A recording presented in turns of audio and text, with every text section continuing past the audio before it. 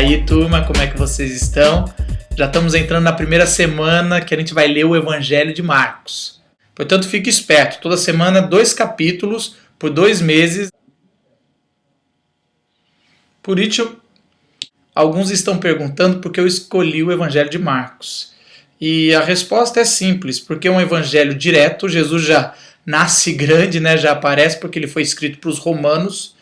Toda aquela introdução que Mateus faz, que Mateus escreveu para os judeus sobre a estrela, sobre os magos, sobre o nascimento, que é importante, para Marcos ele pula, porque não é tão importante isso para os romanos. E para nós que estamos tendo esse contato, primeira vez, seguindo junto, a gente já quer entrar direto no Jesus servo.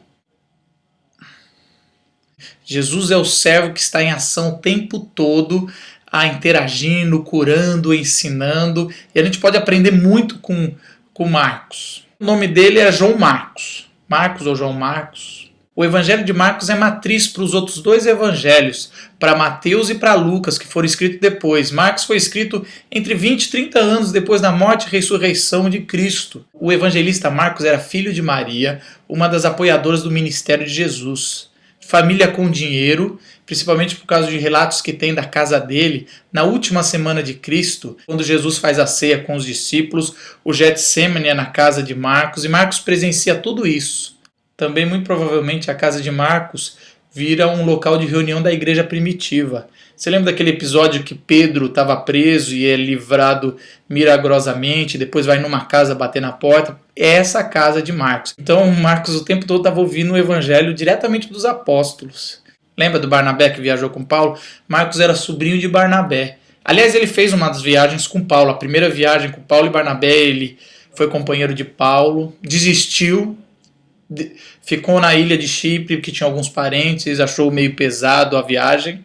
Mas depois Paulo chama para ajudá-lo em Roma, na prisão de Roma, ele chama Marcos para ajudá-lo. Assim como também ele ajudou Pedro em Roma.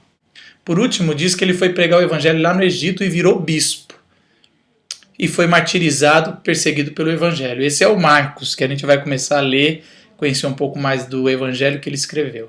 E como é que a gente deve fazer? E como é que a gente deve ler? Como é que a gente deve ler o... Eita, fala baixo. Como é que a gente deve... A primeira dica que eu quero dar para você... 1, 2, 3, 4, 5, 6... Como é que a gente vai fazer essa leitura bíblica? Queria dar umas dicas para vocês, pelo menos que eu uso para mim. A primeira é que você sempre peça para o Espírito Santo iluminar vocês. Uma das coisas da Igreja Reformada é que a gente acredita que sem o Espírito Santo iluminando a tua palavra, a gente não vai entender. Não é só com a razão, mas é entender aqui no coração. Outra dica é para você não ficar com pressa de acabar os 2 capítulos na semana. Leia com calma. Curta cada leitura, cada passagem, cada encontro com Jesus como se fosse o seu encontro. Imagine, use a sua imaginação. C.S. Lewis fala que a razão leva à verdade, a imaginação leva ao sentido. Então, quando você imagina, o texto faz sentido amanhã para você de manhã ou no seu dia a dia. Não tenha pressa. Deixa Deus falar ao teu coração. Se você acabou os 2 capítulos logo, leia outras versões para você entender melhor, ajuda a gente a entender. Almeida Revista Atualizada, Nova Versão Internacional NVI, Linguagem de Hoje, Nova Linguagem de Hoje, sem contar com as parafraseadas que são muito boas também, a Bíblia Viva e a Mensagem. Charles Spurgeon falou que a Bíblia que está caindo aos pedaços geralmente pertence a alguém que não está. Anote cada coisa que Deus falou com você através daquele texto. Grife os versículos que falaram ao teu coração. Não tenha medo. Rabisque. Pegue um caderno, coloque do lado da Bíblia, escreva uma oração para aquilo ficar registrado e você voltar às suas orações. Toda quinta-feira você vai receber um vídeo como esse, com os comentários do que Deus falou comigo nos 2 capítulos. E também a gente vai abrir no Facebook um campo de discussão, de ressonância do que Deus falou com você. Vai ser lá na minha página. facebook.com/blog Marcos Botelho. Blog Marcos Botelho, entra lá que vai estar sempre isso. É isso aí, pessoal. Minha oração é que nesses próximos 2 meses o Evangelho do nosso Senhor Jesus Cristo impacte a sua vida para sempre.